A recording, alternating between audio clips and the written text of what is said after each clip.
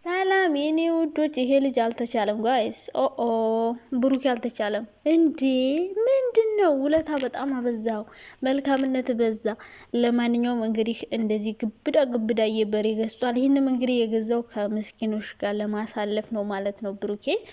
እና እኔ ከሁሉም ዩቲዩበሮች በቃው ያደነኩ የምር በጣም ጎበዝ ብያለሁ። ምክንያቱም በቃ አለልህ አይደለ? ብዙ ዩቲዩበሮች አሉ ካንተ በላይ የሚያገኙ፣ ካንተ በላይም ብዙ ገቢ የሚያገኝ ሰው ሊኖር እኮ ይችላል። ግን ማንም ያላደረገውን ነገር ነው ብሩኬ ያለ እድሜው ያደረገው እና በጣም ደስ ይላል። እንደዚህ ስታገኙ ገንዘብ ሄዳችሁ መጠጥ ቤት ከሴት ጋር ከምትላፉበት እንደዚህ ምስኪኖችን እየረዳችሁ ማለት ነው ጸሎት ብታረጉ የተሻለ ሰው ይሰጣችኋል። እና እንግዲህ ቡራዬ በሬ ገዝቶ ከምስኪኖች ጋር ለማሳለፍ ነው እንግዲህ እየሄደ ከፍፄ ጋር ምናምን አይቼዋለሁ። ሁለት ቪዲዮ ምናምን ፖስት አድርጓል። ከዚህ በኋላም ፖስት ያደርጋል ብዬ አስባለሁ። ከዛ ውጭ ግን ከሀይሚ ጋር ያለው ነገር ትናንትና እውነቱን ነው ለማለትም እኔ እንጃ፣ እየቀለድም ሊሆን ይችላል ብዬ አሰብኩኝ። ለምን መሰላችሁ? ባለፈው እኔ ልጅ ብሏት ነበር አይደለ? አሁን ደግሞ ለምን መጣሽ ብሏት አሁን በጣም ነበር የደብራት እና ስሜቱን እንድታቀው ይመስለኛል። ወይ እሱን እንደዛ አድርገው ስለመጣች ምንም አልመሰለው መስሏት ነበር የመጣችው። ግን ደግሞ ስሜት እንድትረዳው ፈልጎ ነው ብዬ ነው እንጂ ማስበው እኔ የእውነቱን ከሆነ ብሩኬ እንደዛ ያለው ጥሩ ነው፣ ትክክል ነው ብዬ አላስብም። ምክንያቱም ብዙ ችግር ተፈጥሯል ነው እያላል። ምንም ሊፈጠር አይችልም በአንድ ቀን። ምን ነው የሆነ በአንድ ቀን ምንም አይነት ችግር ይፈጠራል ብዬ አላስብም። ደግሞ ብዙ ነገሮች ተቀይረዋል። ያቀርኳቸው ነገሮች ተቻቸዋለሁ ምናምን እያልክ ነበርና እኔ ምንም ይፈጠራል ብዬ አላስብም። ምንም በአንድ ቀን አድራ ነው የመጣችው ሰው በአንድ ቀን ምንም ሌላ ችግር ይፈጠራል ብዬ አላስብም። ግን ደግሞ ሀይሚ ይሄ ስሜት በቃ እንዴት እንደው እንድታቀው ፈልጎ ነው ብዬ ነው የማስበው። ምክንያቱም እሱ አብረሽኝ ሂጂ ሲላት አልሄድም ብላው ስለቀረሽ ደብሮት ስለሄደ እሷም እንግዲህ ስትመጣ ደግሞ ለምን መጣሽ ሲላት ምን አይነት ስሜት ሊሰማት እንደሚችል ማወቅ ፈልጎ እንጂ የእውነት ሀይሚ ስለሄደች ወይ ደብረው ወይ ደግሞ በአንድ ቀን ውስጥ ሌላ ችግር ተፈጥሯል ብዬ አላስብም። ሲቀጥል ሀይሚ ደግሞ ታስቀኛለች አንዳንዴ ማለት ነው። እኔ እኮ ልብሽ እኮ እንደማይቆርጥ በሱ ታውቂዋለሽ። እንዲሁ ልብሽ እንደማይቆርጥ እያወቅሽ እንዲሁ መፎከርሽ እኮ ነው የሚያናድደኝ። እኔ እኮ ከትናንት ወዲያ ሲጀመር እኔ ማለት ያልተነበበ መጽሐፍ ነኝ ብላለች። እኔ አንደኛ ለቪዲዮ ነው ብያችኋለሁ፣ ለቪዲዮ ነው። መጀመሪያ ብሩክ ይሄዳል፣ ከዛ ሀይሚ እንዲሁም ስትሄድ ትቀርጻለች ብዬ ነበረ። ልሄድ ወስኛለሁ ብላ አንድ ቪዲዮ ትሰራለች ብዬ ነበር። ግን ቡታጅራ ከሄዱ በኋላ ነው ቪዲዮ የሰሩት። ግዴታ አንዳንድ ቪዲዮ መስራት አለባቸው እንዴ፣ ስራቸው ነው።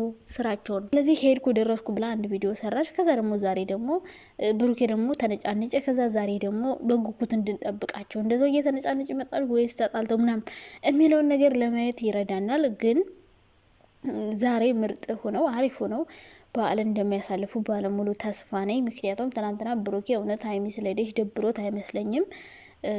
ምንም ችግር ይፈጠራል ብዬም አላስብም በአንድ ቀን አዳር ውስጥ።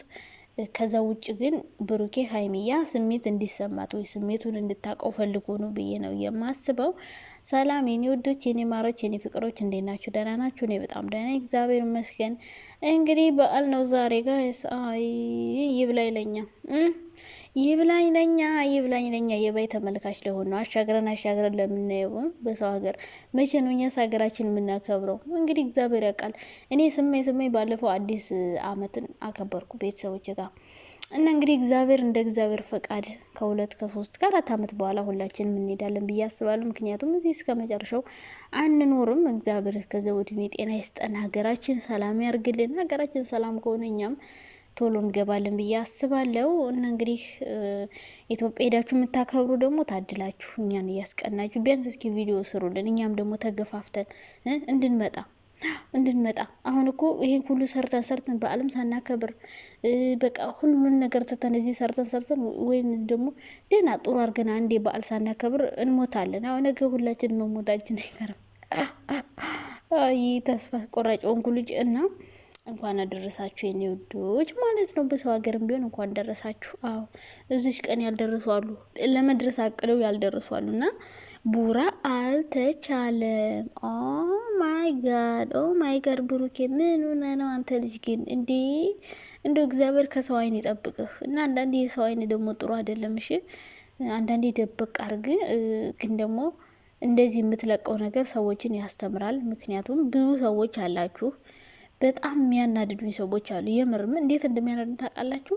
ዩቲዩብም ሰሩ ምንም ሰሩ ገንዘብ ሲያገኙ እንዲሁ ቅንጦት የሚፈልጉ ከሀገር የሚወጡ ለአንድ ሰው 40 ሺህ ብር ስጦታ የሚሰጡ አሉ። 40 ሺህ ብር እያሉ 400 ሺህ ብር 200 ሺህ ብር 100 ሺህ ብር ወርቅ ዝም ብለው ለአንዲት አለሌ ሴት ወይ ደግሞ ለአንድ አለሌ ወንድ ማለት ነው። ከዛ ደግሞ ሄደው ዱባይ ውሃ ውስጥ እየኋኙ ምን እያሉ ምንም አይመስጠኝም።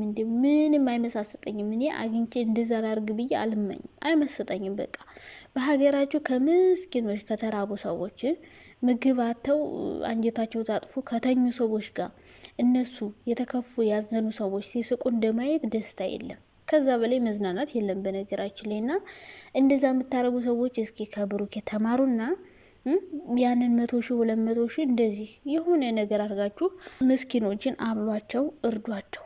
ምክንያቱም የምትሰሩን ነገር ሁሉ የሚባረክላችሁ የተቸገሩትን ስታስቡ እንጂ እኔ ሁሌ አይሰራም። እኛ ብትሉ ጥሩ ነበረ።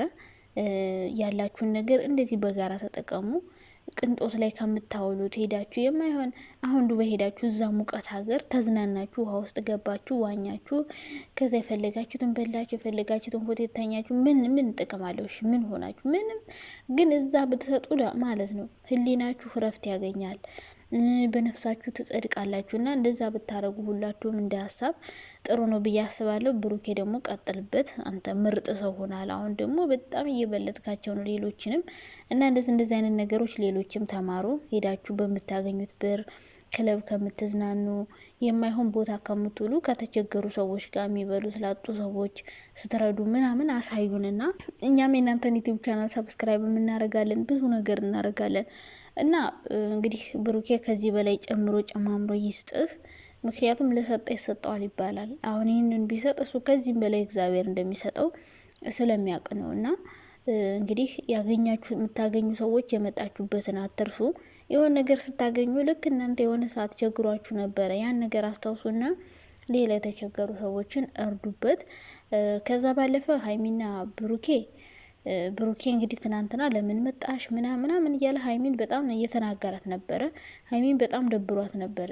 ግን ይህን ነገር ያደረገው የሀይሚ መንጣት ደብሮት ነው ብዬ አላስብም። ብሩኬ ይህን ነገር ያደረገው ሲመስለኝ ሀይሚ ስሜቱ እንዲገባ ትፈልጓል። እሱን እንግዲህ ሂድ ብለው ብቻውን መጥቶ አይደለ? እሷም እንግዲህ ምን ያክል እንደሚደብር ተወቀው ብሎ ይሆናል ብዬ አስባለሁ እንጂ ወይ ደብሮት ምናምንም አይመስለኝም፣ ፍራንክም አይመስለኝም። ችግር ተፈጥሯል አለ ደግሞ ችግር እንግዲህ በሁለት ቀንና በአንድ ቀን የሚፈጠር ችግር ምን አይነት ችግር እንደሆነ የምናውቀው ጉዳይ የለም። ግን ደግሞ ከተፈጠረም ተፈጠረ ነው፣ ተነጋግራችሁ መፍታት ነው እንጂ ገና ችግር ተፈጠረ ከዛ መለየት አለብን ከዛ ለምን መጣሽ ምናምን ማለት የለብህም። ምክንያቱም እኔ ልጅ አብረሽኝ ከጎን ይሁኝ ብላታል። ሶሷ ደግሞ ከጎን መጣ። ሀይሚ ደግሞ ጨክነሽ ላትጨክኝ አልሄድም አልሽ። ያን አብረሽ መተሽ ቢሆን ጥሩ ነበር። መምጣትሽ ላይ ቀር መምጣትሽ ጉዳት እንዳለው አይነው እናውቃለን። ግን መምጣትሽ ላይ ቀር ያን አብረሽ መተሽ ቢሆን አሪፍ ነበረ።